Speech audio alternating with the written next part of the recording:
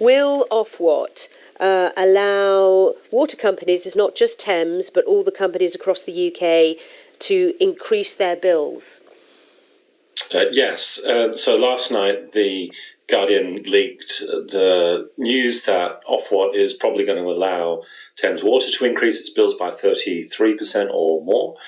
The water companies, so that's less than Thames Water is asking for, but that's about 6% more per year. When Thames Water had 350 pollution incidents last year, has been fined for paying out dividends illegally to its shareholders, and is now racking up £19 billion worth of debt. Water companies across England wanted bill rises of 40%. They're probably not going to get that if the trend of Ofwat is set for Thames Water continues. It'll be less.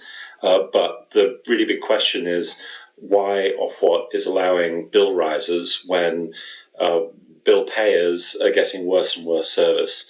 We have worse bathing water outcomes than Albania now, fifth worst in Europe. And so it just doesn't make sense for bills to be getting better.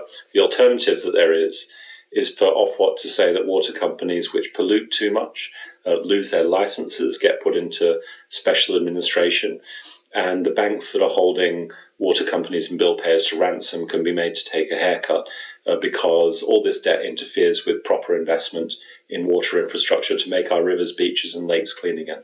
Yeah, I mean, you talk about the alternative, and I would imagine people watching this programme in the UK who pay the bills every month, and they've gone up and up, as you say, and will go up again next year, despite the fact the service is not improved, etc., will be with you in saying, hang on a second, these companies have failed in their management, and therefore should they be allowed to increase bills and carry on with the way they're managing these businesses?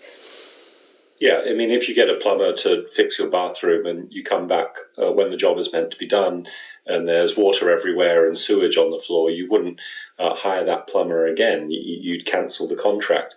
And that's precisely what the Water Industry Act of 91 allows the Secretary of State or Ofwat with the minister's consent to do. So, at what point are we going to say stop? But the water companies lose their licenses. Just briefly, because we're almost out of time. I mean, it's really got to come from the government, hasn't it? That has to step in, don't you think? And has this government is it likely to do that? The debate's been going on for years about the fact that really water needs to go back into public hands, really. Well, yeah. I mean, one of the things that the Treasury is worried about is adding to the amount of money that, the £22 billion black hole. Water companies around England in late 2023 had combined £60 billion worth of debt. But the thing that the government really needs to grasp is that they can force a company in special administration to have its assets transferred to a new entity and not pay off even the secured debt to banks, which have consciously and deliberately loaded companies up with debt to get massive interest payments instead of paying out dividends to shareholders. So that debt can be given a haircut, and that's precisely what should be done because banks know the risks that they were taking. They've gambled badly, and they're holding bill payers in England and Wales to ransom. So the existing law should be used. The Treasury should be confident that it doesn't have to take on all the reckless debt that water companies have assumed.